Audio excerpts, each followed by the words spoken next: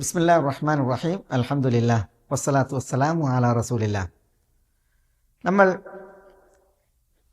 കഴിഞ്ഞ ക്ലാസ്സിൽ അലാമാത്തുൽ ഇസ്മിനെ തിരിച്ചറിയാനുള്ള അടയാളങ്ങളാണ് മനസ്സിലാക്കിയത്. ഇനി അലാമാത്തുൽ ഫിഅലിനെ തിരിച്ചറിയാനുള്ള അടയാളങ്ങൾ, ഹർഫിൽ നിന്നും ഇസ്മിൽ നിന്നും ഫിഅലിനെ എങ്ങനെ മനസ്സിലാക്കാം, തിരിച്ചറിയാം, അല്ലെങ്കിൽ ഹർഫിനെ അപേക്ഷിച്ച് ഇസ്മിനെ അപേക്ഷിച്ച് നമുക്കെങ്ങനെ ഫിഅലിനെ മനസ്സിലാക്കാം, അതിനെ തിരിച്ചറിയാനുള്ള അടയാളങ്ങൾ എന്താണ് എന്നതാണ് ഇവിടെ ഗ്രന്ഥകാരൻ പറയുന്നത്. അദ്ദേഹം പറയുന്നു, ബിതാ ഫഅൽത വഅതത് വയഫ്അലി വനൂനി അഖ്ബീലന്ന ഫിഅലു യൻജലി. ബിതാ ഫഅൽത വഅതത് വയഫ്അലി വനൂനി അഖ്ബീലന്ന ഫിഅലു യൻജലി. ബിത താ കൊണ്ട്, ഏതാ കൊണ്ട്? ഫഅൽത എന്നതിലെ താ കൊണ്ട്. അതത് എന്നതിലെ താ കൊണ്ടും, വയാ ഇഫ്അലി എന്നതിലെ യാ കൊണ്ടും, വനൂനി അഖ്ബിലന്ന എന്നതിലെ നൂന് കൊണ്ടും, ഫിഅലുൻ യൻജലി, ഫിഅല് വെളിപ്പെടും. ഇൻജല യൻജലി എന്ന് പറഞ്ഞാൽ പ്രകടമാവുക, വെളിപ്പെടുക എന്നുള്ളതാണ്. അപ്പോൾ ഇവിടെ കവിതയ്ക്ക് വേണ്ടിയാണ് മുന്തിപ്പിക്കലും പിന്തിപ്പിക്കലും വന്നത്. യൻജലി ഫിഅലുൻ, ഫിഅല് വെളിപ്പെടും. ബിതാ ഫഅൽതയിലെ താ കൊണ്ട്, അതത് എന്നതിലെ താ കൊണ്ട്, വയാ ഇഫ്അലി എന്നതിലെ യാ കൊണ്ട്, വനൂനി അഖ്ബിലന്ന എന്നതിലെ നൂന് കൊണ്ടും. നമുക്കിത് ഇനിയൊന്ന് വിശദമായി മനസ്സിലാക്കാം. ബിത താ കൊണ്ട് ഫിഅല് വെളിപ്പെടുന്നതാണ്. ഏതിലെ താ കൊണ്ട്? ഫഅൽത എന്നതിലെ താ കൊണ്ട്. ഈ ഫഅൽത എന്നതിലെ താ, ഫഅൽത നീ പ്രവർത്തിച്ചു എന്നാണ്. ഇവിടെ ഈ താ, അതിന് താഉൽ ഫാഇൽ എന്നാണ് പറയാം, അല്ലെങ്കിൽ താഉൽ ഫാഇല. അത് 3 തരത്തിലുണ്ട്. ഒന്ന് മുതകല്ലിമിന്റെ താ എന്ന് പറയും. ഫഅൽതു ഞാൻ പ്രവർത്തിച്ചു. രണ്ടാമത്തേത് മുഖാതബത്തിന്റെ താ എന്ന് പറയും. ഫഅൽത നീ പ്രവർത്തിച്ചു. മൂന്നാമത്തേത് മുഖാതബത്ത്, അഭിസംബോധന ചെയ്യപ്പെടുന്നത് പെണ്ണാണെങ്കിൽ, സ്ത്രീ ആണെങ്കിൽ ഫഅൽതി എന്നാണ് പറയാം. ഫഅൽതി നീ ഒരു പെണ്ണ് പ്രവർത്തിച്ചു. അപ്പോൾ ഇവിടെ ബിത ഫഅൽതയിലെ താ കൊണ്ട് എന്ന് പറഞ്ഞാൽ ഈ താ, അതിന് താഉൽ ഫാഇല എന്നാണ് പറയാം. താഉൽ ഫാഇല. എന്തുകൊണ്ട് അതിന് താഉൽ ഫാഇല എന്ന് പറയുന്നത്? ഇപ്പൊ ഫഅൽത എന്നതിന്റെ അർത്ഥം എന്താ? ഫഅൽത നീ പ്രവർത്തിച്ചു. അപ്പോൾ നീ പ്രവർത്തിച്ചു എന്നുള്ളതിൽ കർമ്മം ഫഅല പ്രവൃത്തിയാണ്, കർത്താവ് ഫാഇല് ത എന്ന് പറയുന്നത് നീയാണ്. അതുകൊണ്ടാണ് കർത്താവ് എന്നർത്ഥമുള്ള അൽ ഫാഇല എന്ന പേരതിന് വന്നത്. താഉൽ ഫാഇല, ഫാഇലത്തിന്റെ ത. അത് 3 നിലക്കുണ്ട്. ഒന്ന് ഫഅൽതു, അതും തായാണ്. ഫഅൽതു അത് മുതകല്ലിം, സംസാരിക്കുന്നവൻ, ഞാൻ പ്രവർത്തിച്ചു. പിന്നെ മുഖാതബിന്റെ ത എന്ന് പറഞ്ഞാൽ ഫഅൽത നീ പ്രവർത്തിച്ചു, അതും തായാണ്. ഇനി പ്രവർത്തിച്ചത് ഒരു പെണ്ണാണെങ്കിൽ, ഒരു സ്ത്രീ ആണെങ്കിൽ ഫഅൽതി നീ ഒരു സ്ത്രീ പ്രവർത്തിച്ചു, അതാണ് മുഖാതബത്ത്. അഭിസംബോധന ചെയ്യുന്നത്, നീ എന്ന അഭിസംബോധന ചെയ്യുന്നത് ഒരു സ്ത്രീയോടാണെങ്കിൽ, പെണ്ണിനോടാണെങ്കിൽ ഫഅൽതി എന്നാണ് പറയാം. അപ്പോൾ ഫഅൽതു, ഫഅൽത, ഫഅൽതി എന്നീ ത, ആ താ കൊണ്ട് ഫേലിനെ തിരിച്ചറിയാൻ, ഫേലിനുള്ള അടയാളമാണ്. അപ്പോൾ ഏതൊരു കെലിമത്തിലാണോ, അറബി കെലിമത്തിലാണോ ഫായിലത്തിൻ്റെ താ വന്നത്, അത് മുത്തക്കല്ലിമിൻ്റേതാകട്ടെ, മുഖാത്തബിൻ്റേതാകട്ടെ, മുഖാത്തബത്തിൻ്റേതാകട്ടെ, ആ കെലിമത്ത് അത് ഫേലായിരിക്കും. പ്രവൃത്തി ഫേലിനെ അറിയിക്കുന്ന അടയാളമാണ്.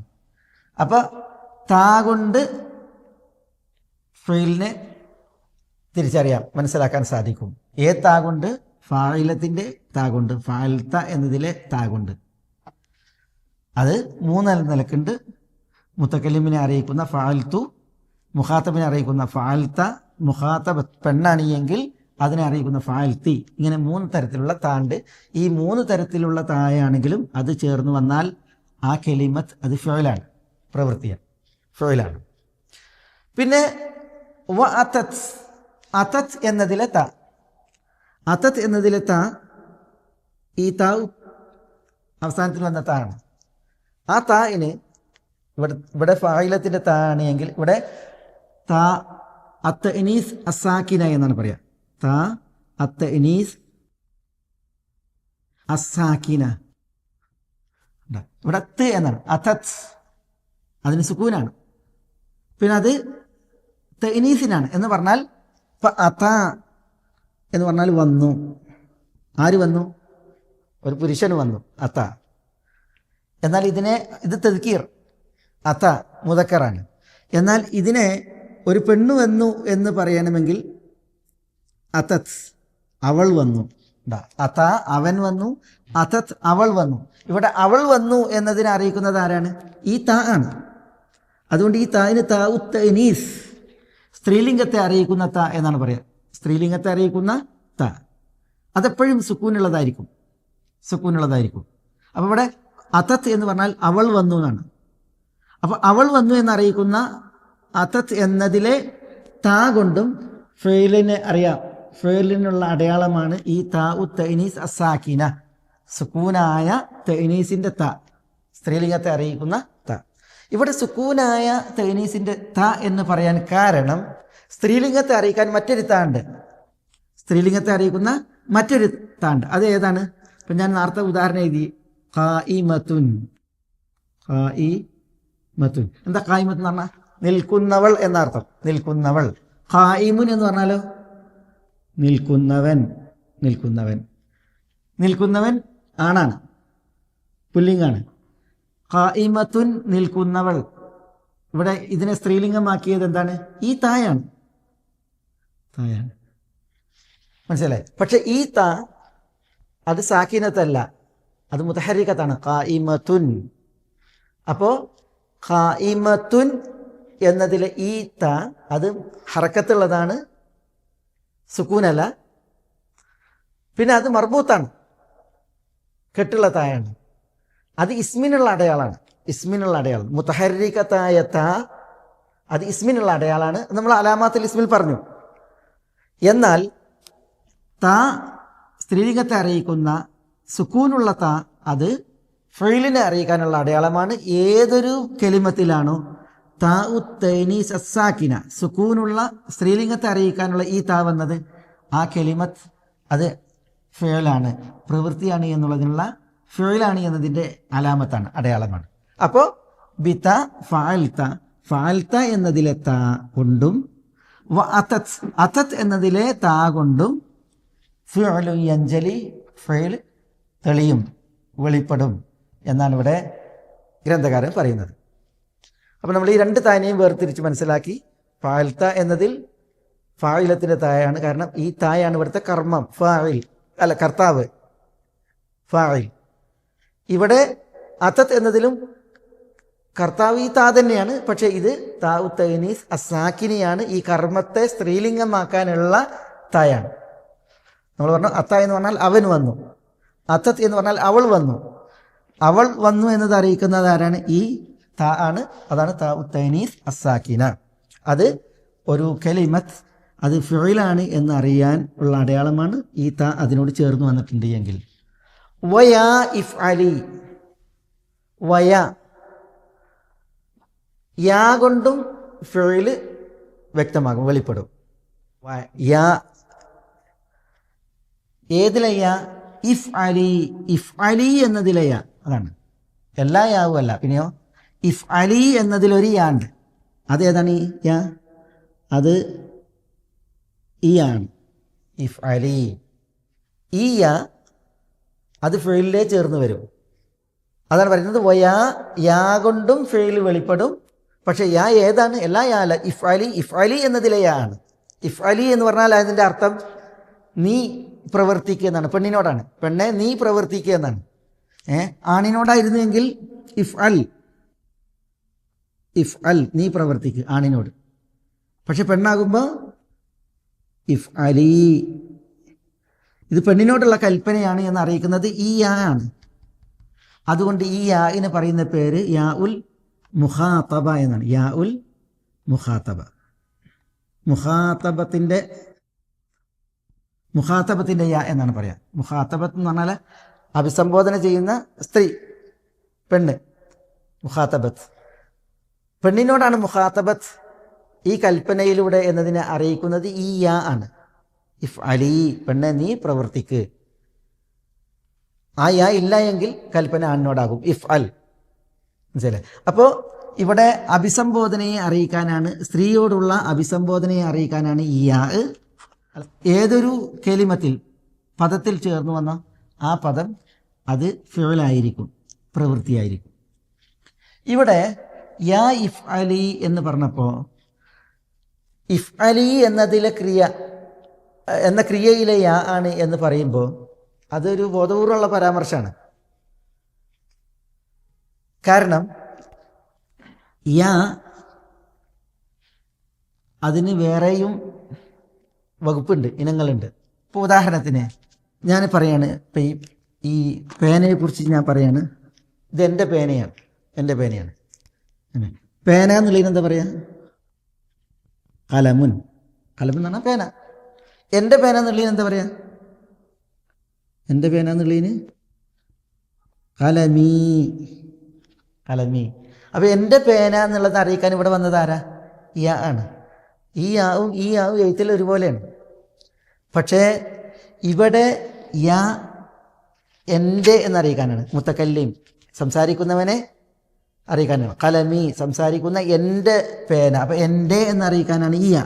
നോക്കി, ഈ യാ ഉൽ മുത്തക്കല്ലിം എവിടെയാണ് ചേർന്ന് വന്നത്? ഇസ്മിലാണ് ചേർന്ന് വന്നത്. കലം എന്നുള്ളത് ഇസ്മാണ്, പേരാണ്. അപ്പോൾ യാ ഉൽ മുത്തക്കല്ലിം അല്ല, യാ ഉൽ മുഖാത്തബത്ത്, അതാണ് ഉദ്ദേശം എന്നറിയിക്കാനാണ് എന്ത് പറഞ്ഞത്? Via if Ali, if Ali എന്നതിലെ യാ എന്ന് പറഞ്ഞത്. കാരണം മുഖാത്തബത്തിൻ്റെ യാ ആണ്, മുത്തക്കല്ലിമിൻ്റെ യാ അല്ല. ഫിഅലിനെ അറിയിക്കുക എന്നതാണ് അവിടെ ആ പ്രയോഗത്തിൽ നമുക്ക് മനസ്സിലാക്കാനുള്ളത്. കൽപ്പനക്രിയയിൽ മാത്രമല്ല യാ ഉൽ മുഖാത്തബ വരിക. ഇപ്പോൾ യാ ഉൽ മുഖാത്തബ പിന്നെ വരും തക്തുബീന. ഉദാഹരണത്തിന് തക്തുബു, നീ എഴുതുന്നു. ഇത് ആണിനോട്, ആണിനോട് പറയുമ്പോൾ തക്തുബു, നീ എഴുതുന്നു. എന്നാൽ ഈ ഒരു അഭിസംബോധന ഒരു സ്ത്രീയോടാണ് എങ്കിൽ എങ്ങനെ പറയാം? പെണ്ണിനോട് പോകുമ്പോൾ തക്തുബീന, തക്തുബീന. അവിടെ തക്തുബു, തക്തുബീന, തക്തുബീ. അവിടെ ഈ യാണ്ടല്ലോ, ആ യാവുൽ മുഖാത്തബത്താണ്.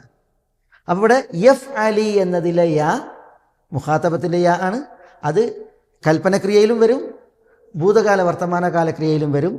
മുഖാത്തബത്തിൻ്റെ ഈ യാ ഇത് ഫിഅലിനെ അറിയിക്കും, തെളിയിക്കും എന്നാണ് ഇവിടെ നമ്മൾ പഠിക്കുന്നത്. ഏതായാലും ഗ്രന്ഥകാരൻ പറയുന്നു ബിത ഫഅൽത, ഫഅൽത എന്നതിലെ താഉൽ ഫാഇല, കർത്താവിനെ അറിയിക്കുന്ന ത അതുകൊണ്ടും, വ അതത്, അതത് എന്നതിലെ താഉ തൈനീസ് സാക്കിന കൊണ്ടും, via if Ali, if Ali അല്ലെങ്കിൽ തഫ്അലീന എന്നതിലെ യാ ഉൽ മുഖാത്തബത്ത് കൊണ്ടും ഫിഅലു യൻജലി, ഫിഅല് വെളിവാകും, വ്യക്തമാകും.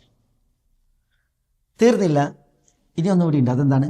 വനൂനി അഖ്ബിലന്ന, അഖ്ബിലന്ന എന്നതിലെ നൂന് കൊണ്ടും ഫിഅല് വെളിവാകുന്നതാണ്. അഖ്ബിലന്ന എന്ന് പറഞ്ഞാൽ എന്താ? അഖ്ബിൽ എന്ന് പറഞ്ഞാൽ നീ മുന്നിട്ട് വാ എന്നർത്ഥം. അഖ്ബിൽ നീ മുന്നിട്ട് വാ, മുന്നിട്ട് വാ, നീ മുന്നിട്ട് വരിക തന്നെ വേണം എന്നത് ബലപ്പെടുത്തി പറയാനാണ് നൂന് ഇവിടെ വന്നത്. അഖ്ബിലന്ന, അഖ്ബിൽ എന്ന് പറഞ്ഞാൽ നീ മുന്നിട്ട് വാ. നൂന് വന്നപ്പോൾ ഈ അഖ്ബിൽ എന്നതിൻ്റെ അവസ്ഥ മാറി, അതിനെ അഖ്ബിലന്ന എന്ന് പറയും. അഖ്ബിലന്ന അങ്ങനെ മാറ്റണം. തയ്യും, നീ മുന്നിട്ട് വരിക തന്നെ വേണം. അഖ്ബിലന്ന. അപ്പോൾ ഇവിടെ നോക്കിയേ, ഈ നൂന് വന്നപ്പോൾ അഖ്ബിൽ എന്ന് പറഞ്ഞപ്പോൾ നീ വാ, മുന്നിട്ട് വാ, ഒരു വിലയൊന്നുമില്ല, വരണമെങ്കിൽ വന്നാൽ മതി എന്നുള്ള അർത്ഥത്തിൽ. പക്ഷേ അഖ്ബിലന്ന എന്ന് പറയുമ്പോൾ നീ വരിക തന്നെ വേണമെന്നാണ്. അപ്പോൾ ഈ നൂനിന് അതുകൊണ്ട് തൗക്കീദിൻ്റെ നൂൻ എന്ന് പറയും. തൗക്കീദ് എന്ന് പറഞ്ഞാൽ ബലപ്പെടുത്തൽ, ശക്തിപ്പെടുത്തൽ. അപ്പോൾ ശക്തിപ്പെടുത്താനുള്ള നൂനാണ് നൂൻ. ഈദ്, അതിന് നൂന് തൗക്കീദ് എന്ന് പറയും. നൂനു തൗക്കീദ്, തൗക്കീദിൻ്റെ നൂൻ, ബലപ്പെടുത്താൻ ശക്തിപ്പെടുത്താൻ പ്രയോഗിക്കുന്ന നൂനാണ് ഈ നൂന്. വനൂനി അഖ്ബിലന്ന, അഖ്ബിലന്നയിലെ നൂന് കൊണ്ടും ഫെയിലു യഞ്ചലി എന്നാണ്, ഫെയില് വെളിപ്പെടുമെന്നാണ്. അപ്പോൾ നമ്മൾ പറഞ്ഞു ആ നൂന് ഏതാണ്? നൂന് തൗക്കീദ്, തൗക്കീദിൻ്റെ നൂനാണ്. ഈ തൗക്കീദിൻ്റെ നൂന് അത് രണ്ട് നിലക്കുണ്ട്. ഒന്ന് സഖീലത്താണ്. സഖീലത്ത് എന്ന് പറഞ്ഞിട്ടുണ്ടെങ്കിൽ ഭാരമുള്ളത്, കനമുള്ളത്. മറ്റൊന്ന് ഖഫീഫത്ത്, ഭാരം കുറഞ്ഞത്, ലഘുവായത്, ലഘുവായത്. ഇവിടെ അഖ്ബിലന്ന എന്ന് പറഞ്ഞാൽ സഖീലത്ത്, ഭാരമുള്ള നൂനാണ്. നോക്കി, അതിന് കനുണ്ട്, പറയുമ്പോഴും കനുണ്ട്, എഴുതുമ്പോഴൊക്കെ കനുണ്ട്. നൂന് മുശദ്ദദത്താണ്. അർത്ഥം എന്താ? നീ വരിക തന്നെ വേണമെന്നാണ്. ഈ നൂന് ഖഫീഫത്തായിട്ടും വരും. ഖഫീഫത്ത് എന്ന് പറഞ്ഞാൽ ഇവിടെ ശബ്ദില്ലാതെ, ഇപ്പോൾ അഖ്ബിലൻ, അഖ്ബിലൻ എന്താ ഇവിടെ അഖ്ബിലൻ എന്ന് പറയാം. അഖ്ബിലൻ എന്താ അർത്ഥം? അഖ്ബിലൻ എന്ന് പറഞ്ഞാൽ നീ വരിക തന്നെ വേണമെന്നാണ്. ഇതേ അഖ്ബിലന്ന എന്ന് പറയുന്ന അതേ അർത്ഥം തന്നെയാണ് അഖ്ബിലൻ എന്ന് പറയുമ്പോഴും. പക്ഷേ അഖ്ബിലന്ന എന്ന് പറയുമ്പോൾ തൗക്കീദിൻ്റെ സഖീലത്തിൻ്റെ നൂനാണ്. അഖ്ബിലൻ എന്ന് പറയുമ്പോൾ തൗക്കീദിൻ്റെ തന്നെ ഖഫീഫത്തിൻ്റെ നൂനാണ്. അപ്പോൾ വനൂനി അഖ്ബിലന്ന എന്ന് പറയുമ്പോൾ ഇവിടെ സഖീലത്തിൻ്റെ നൂനെയാണ് പറഞ്ഞത്. പക്ഷേ അതിൽ പരിമിതമല്ല. പിന്നെയോ ഖഫീഫത്തിൻ്റെ അഖ്ബിലൻ എന്ന് പറയുന്ന നൂനും ഉണ്ട്.